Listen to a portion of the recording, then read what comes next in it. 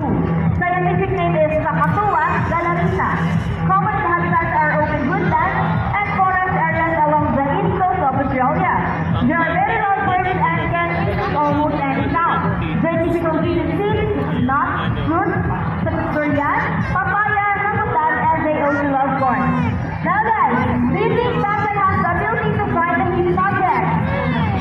If it's yes, then say, you can do it, Daxel! Come on, Daxel, you can do it. Find the hidden object for us. And he found it! Another song for Daxel will bring the back. And today, they will battle for to who's the best in basketball game. But before it starts this battle, I'll be dividing you into two groups. So all the girls will cheer for Sassy. Come on, girls, let's cheer for Sassy. Sassy, Sassy. How about for the boys? Let's cheer for Rocky. Rocky, Rocky. All right, first ready. Trainers ready? Set, go. Here's Rocky's first ball. Followed by Sassy. Okay, second ball for Rocky. And second ball for Sassy. And I think Rocky wins. Trainer Regine, you lose this time. What do you say about that?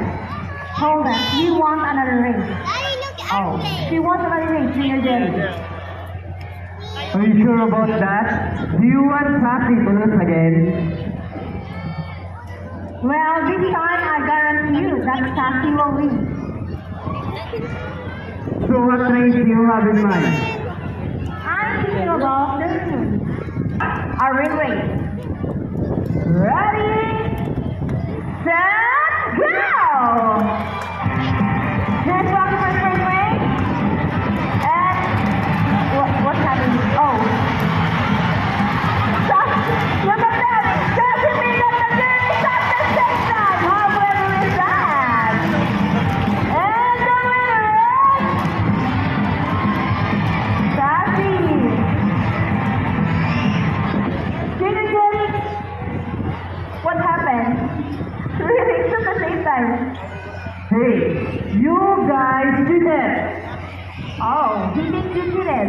No, we didn't cheat. Sassy used her brain. What?